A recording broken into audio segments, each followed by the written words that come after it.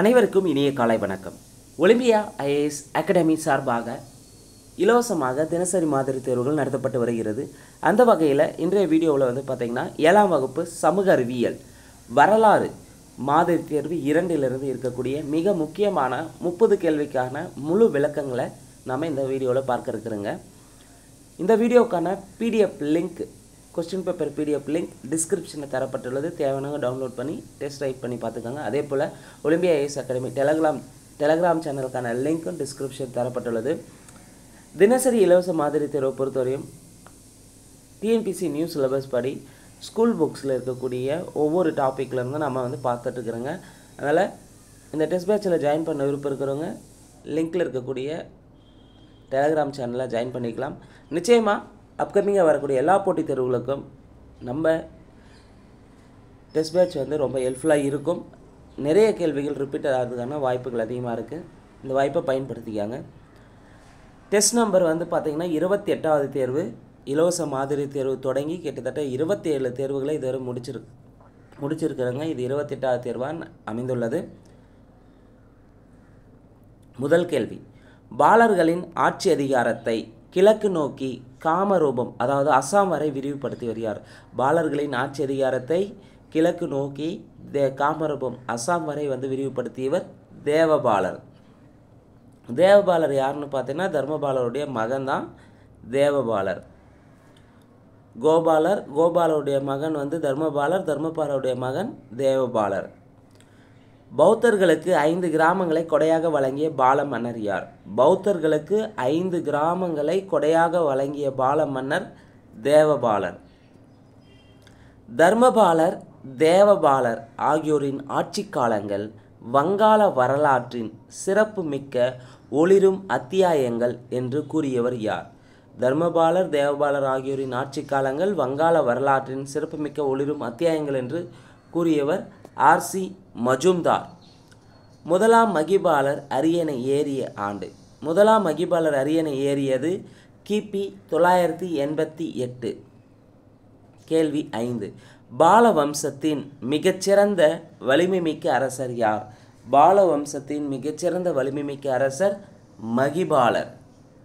கேள்வி 6, பின்வரும் பால வம்சம் பற்றிய கூற்றுகளில் தவறானது எது? 2ஆம் பால வம்சத்தை தோற்றுவித்தவர் மகிபாலர் ஆவார். சரி. பால வம்சத்தின் பண்டைய புகழையும் பெயரையும் மீட்டெடுத்தவர் தர்மபாலரா? கிடையாது. பால வம்சத்தினுடைய பண்டைய புகழையும் பெயரையும் மீட்டெடுத்தவர் மகிபாலர் தான் மீட்டெடுத்திருப்பார். அப்போ இங்கே 2வது தவறானது ஆப்ஷன் பாம்பே. மகிபாலரை வாரணாசிக்கு அப்பால் தனது அதிகாரத்தை விரிவுபடுத்த இயலாமல் செய்தவர் ராஜேந்திர சோழர். சரி. பால வம்சம் வீழ்ச்சியுற்று சேனா வம்சம் தோன்றியது. சரி. பால வம்சத்தின் பண்டைய புகழையும் பெயரை மீட்டெடுத்தவர் மகிபாலர். மகிபாலருடைய ஆட்சி காலம் 988லிருந்து 1038 வரை ஆட்சி செஞ்சிருப்பார்.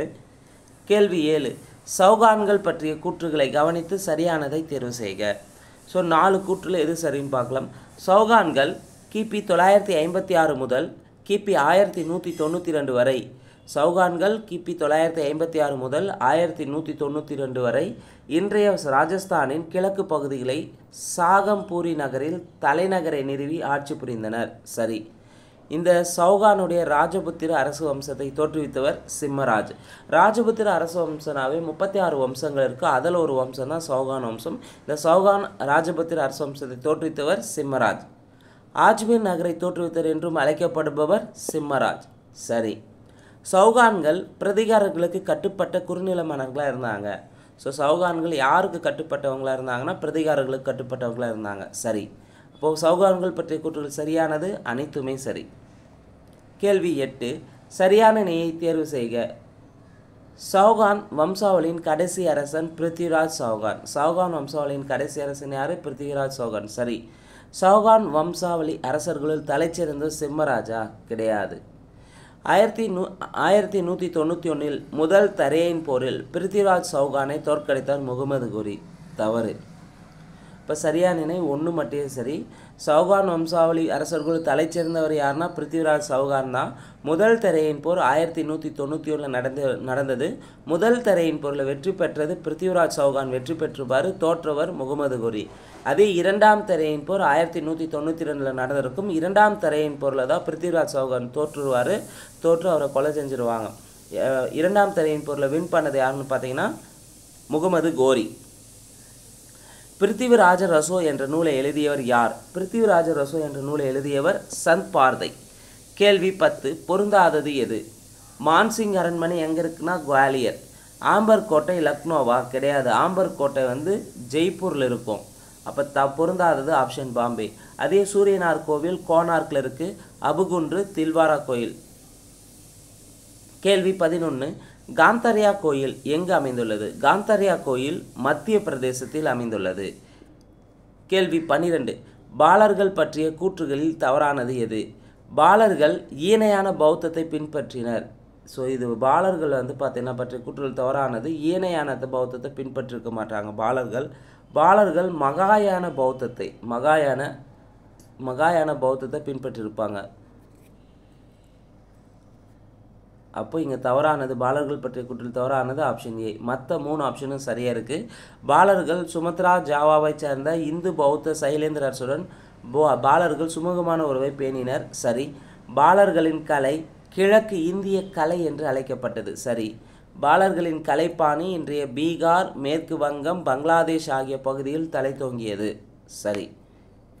கேள்வி 13. 1905ஆம் ஆண்டு வங்கப் பிரிவினையின் போது ரக்ஷாபந்தன் விழாவை தொடங்கி வைத்தவர் யார்? 1905 வங்கப் பிரிவினை ஏற்படும் போது அப்போ ரக்ஷாபந்தன் விழாவை தொடங்கி வைத்தவர் ரவீந்திரநாத் தாகூர். கேள்வி 14. சரியான இணையை தேர்வு செய்க. கஜினியை தலைநகர் கொண்ட துருக்கி ஆளுநர் அல்ப்டஜின். சரி.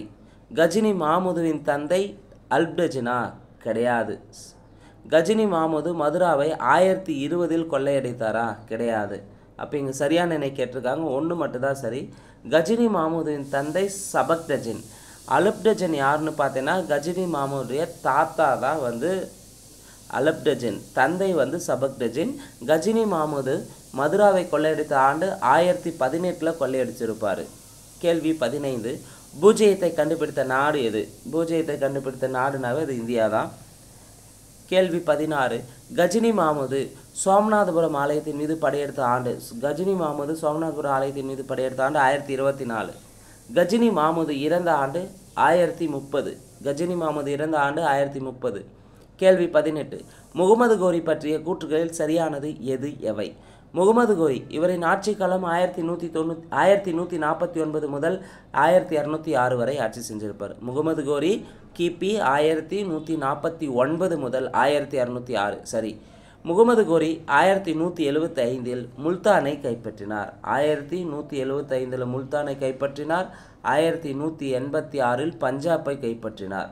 ஸோ இங்கே 3 கூற்றுமே சரி. கேள்வி 19. இந்தியாவில் முதல் இஸ்லாமிய அரசு எங்கு நிறுவப்பட்டது? இந்தியாவில் முதல் இஸ்லாமிய அரசு உறுதியாக ஆஜ்மீரில் நிறுவப்பட்டது. கேள்வி 20. முகமது கோரி இயற்கை எய்திய ஆண்டு? முகமது கோரி இயற்கை எய்திய ஆண்டு 1206. கிபி 1206 முகமது கோரி இயற்கை எய்திருப்பார். கேள்வி 21. தன்னை டெல்லியின் முதல் சுல்தான் என பிரகடனப்படுத்தி கொண்டவர்? இந்த கேள்வி ஆல்ரெடி டிஎன்பிசியில் கேட்டிருக்காங்க. தன்னை டெல்லியின் முதல் சுல்தான் என பிரகடனப்படுத்தி கொண்டவர் யார்? குத்புதீன் ஐபக். கேள்வி 22. சோழ பேரரசு பற்றிய கூற்றுகளில் சரியானது எது எவை? சோழர்களின் தலைநகரங்கள்னு எடுத்துக்கன்னா உறையூர், தஞ்சாவூர், கங்கை கொண்ட சோழபுரம். பல்வேறு காலகட்டங்களில் 3 நகரங்கள் வந்து தலைநகராக இருந்திருக்கும். உறையூர், தஞ்சாவூர், கங்கை கொண்ட சோழபுரம். சரி. சோழ பேரரசின் மாபெரும் வல்லமை பெற்ற பேரரசர் கரிகாலனா? கிடையாது. முதலாம் ராஜராஜன் தான் வருவார். சோழ பேரரசின் மாபெரும் வல்லமை பெற்ற பேரரசர் கரிகாலன் கிடையாது. முதலாம் ராஜராஜ சோழன். கங்கை கொண்டான் என்று தன்னை பிரகடனப்படுத்தி கொண்டவர் ராஜேந்திர சோழன். சரி. முதலாம் ராஜராஜன் ஸ்ரீ விஜய பேரரசை தெற்கு சுமத்ராவை கைப்பற்றினார். தவறு. ஸ்ரீ விஜய பேரரசை தெற்கு சுமத்ராவை கைப்பற்றிருந்து முதலாம் ராஜேந்திர சோழன் தான் கைப்பற்றியிருப்பார். அப்போ இங்கே தவறானது சரியானது 1, 3 சரியாக இருக்குது. 2, 4 தவறு. குந்தவை யாருடைய மகள்? குந்தவை வந்து பார்த்திங்கன்னா ராஜராஜ சோழனுடைய மகள் தான் குந்தவை. குந்தவையை பற்றி பார்த்தீங்கன்னா அப்பா பெயர் வந்து ராஜராஜன். குந்தவையுடைய கணவர் யாருன்னா கீழை சாளுக்கிய இளவரசர் விமலாதித்தன். ஸோ சோழர்களுக்கும் கீழை சாளுக்கியர்களுடைய திருமண உறவு மூலமாக ஏற்பட்டிருக்கும். அப்போது சோழர்களின் மகளான ராஜராஜ சோழனின் மகள் குந்தவை. குந்தவை வந்து பார்த்திங்கன்னா கீழை சாளுக்கிய இளவரசரான விமலாதித்தனை மணந்துக்குவாங்க. இந்த குந்தவைக்கும் விமலாதித்தனுக்கும் பிறந்த மகன் தான் ராஜராஜ நரேந்திரன். முதலாம் ராஜேந்திரனின் மகள் அம்மாங்கதேவி. இந்த குந்தவைக்கும் இளவரசர் விமலாதித்தனுக்கும் பிறந்த ராஜராஜ நரேந்திரனுக்கும் முதலாம் ராஜேந்திரன் மகளான அம்மாங்கதேவியும் திருமணம் செய்து வைப்பாங்க. ராஜராஜ நரேந்திரனுக்கும் அம்மாங்கதேவியின் மகனுக்கும் அம்மாங்கதேவியின் மகன் யார்னா முதலாம் குலோத்துங்கன். ராஜராஜனுடைய மகள் குந்தவை. குந்தவை என்ன பண்ணுறாங்கன்னா கீழை சாளுக்கிய இளவரசருக்கு விமலாதித்தனுக்கு திருமணம் செய்து வைக்கிறாங்க. குந்தவைக்கும் விமலாதித்தனுக்கும் பிறந்தவன் தான் ராஜராஜ நரேந்திரன். ராஜராஜ நரேந்திரன் என்ன பண்ணுறான்னா முதலாம் ராஜேந்திரனுடைய மகள் அம்மாங்கதேவியை மணந்துக்கிறான். இந்த ராஜராஜ நரேந்திரனுக்கும் அம்மாங்கதேவியனுக்கும் பிறந்தவன் தான் முதலாம் குலோத்துங்கன். முதலாம் குலோத்துங்கன் என்னும் பெயரில் சாளுக்கிய சோழ வம்சத்தின் ஆட்சியை தொடங்கி வைத்தவர் யார்? இளவரசர் ராஜேந்திர சாளுக்கியன். முதலாம் குலோத்துங்கன் என்னும் பெயரில் சாளுக்கிய சோழ வம்சத்தின் ஆட்சியை தொடங்கி வைத்தவர் இளவரசர் ராஜேந்திர சாளுக்கியன். கேள்வி 25. பாண்டிய அரசன் முதலாம் மாரவர்மன் குலசேகர பாண்டியன் மூன்றாம் ராஜேந்திர சோழனை தோற்கடித்து தமிழகத்தில் பாண்டியர் ஆட்சியை நிறுவிய ஆண்டு? பாண்டிய அரசனான முதலாம் மாரவர்மன் குலசேகர பாண்டியன் மூன்றாம் ராஜேந்திர சோழனை தோற்கடித்து தமிழகத்தில் பாண்டியர் ஆட்சியை நிறுவிய ஆண்டு கிபி 1279. 1279. கேள்வி 26. சோழர்களின் நிர்வாக அமைப்பில் சரியானதை தேர்வு செய்க. சோழர்களின் நிர்வாக அமைப்பை பொறுத்தவரையும் பெரியது பேரரசு, சிறியது கிராமம். அப்போ பேரரசு மண்டலங்களாக பிரியும், மண்டலங்கள் பல நாடுகளாக பிரியும், பல நாடுகள் பல கூற்றங்களாக பிரிஞ்சிருக்கு, பல கூற்றங்கள் கிராமமாக இருக்கும். இது ஏறு வரிசையிலேருந்து இறங்கு வரிசை பெருசுலேருந்து சிறிது வந்திருக்கும். சப்போஸ் வந்து கீழே இருந்து மேலே கேட்டாலும் கிராமம் வந்து பல கூற்றங்களாக பிரியும், பல கூற்றங்கள் பல நாடுகளாக மாறும், பல நாடுகள் மண்டலம் வந்து பேரரசாக விரிவடையும். ஸோ சோழர்கள் நிர்வாக அமைப்பில் சரியானது ஆப்ஷன் ஏ. கேள்வி 27. சோழர்கள் ஆட்சி காலத்தில் நிலவரி எவ்வளவு வசூலிக்கப்பட்டது? சோழர்களுடைய ஆட்சி காலத்தில் நிலவரி 1/3 வசூலிக்கப்பட்டது. 1/3 தான் சோழர்கள் ஆட்சி காலத்தில் நிலவரி வசூலிக்கப்பட்டது. கேள்வி 28. சரியான இணையை தேர்வு செய்க. பிராமணர்களுக்கும் கோயில்களுக்கும் மத நிறுவனங்களுக்கும் கொடையாக வழங்கப்பட்ட நிலங்கள். சோழர்கள் ஆட்சி காலத்தில் பிராமணர்களுக்கும் கோயில்களுக்கும் மத நிறுவனங்களுக்கும் கொடையாக வழங்கப்பட்ட நிலங்கள் தேவதான கிராமங்கள் என்று அழைக்கப்பட்டன. சரி. சமண சமய நிறுவனங்களுக்கு கொடையாக வழங்கப்பட்ட நிலங்கள் பள்ளி சந்தம் என்று அழைக்கப்பட்டன. சரி. நிலங்களின் உடைமையாளர்களாக இருக்க முடியாதவர்கள் உழுகுடி. அப்போ நிலங்களின் உடைமையாளராக இருந்தது வேளாளர் இருந்திருப்பாங்க. இந்த நிலங்களின் உடைமையாளராக இருக்க முடியாதவங்க உழுகுடி. சரியான இணையை தேர்வு செய்க. சரியானது 1, 2, 3 சரி. கேள்வி 29. தேவைப்படும் நீரை கொண்டு வருவது எது? தேவைப்படும் நீரை கொண்டு வருவது வாய்க்கால். வடிகால் என்பது தேவைக்கு அதிகமான நீரை வெளியேற்றுவது வடிகால். ஊர் வாய்க்கால்னா என்ன? பொதுமக்கள் அனைவருக்கும் சொந்தமான வாய்க்கால் தான் ஊர் வாய்க்கால். நாடு வாய்க்கால்கள் என்றால் என்ன? நாடு எனும் நிர்வாக பிரிவின் மட்டத்தில் பயன்பட்ட வாய்க்கால்கள். நாடு வாய்க்கால்கள். கேள்வி 30. பின்வரும் கூற்றுகளில் சரியானது எது? 1. முதலாம் ராஜேந்திரன் எண்ணாயிரம், அதாவது தற்போதைய விழுப்புரம் மாவட்டத்தில் இருக்கக்கூடிய எண்ணாயிரத்தில் வேத கல்லூரி ஒன்றை நிறுவினார். சரி. திருபுவனை வேத கல்லூரி 1067 நிறுவப்பட்டதா? தப்பு. திருமுக்குடல் வேத கல்லூரி 1048 நிறுவப்பட்டது. தவறு. இங்கே சரியானது 1 மட்டும்தான் சரி.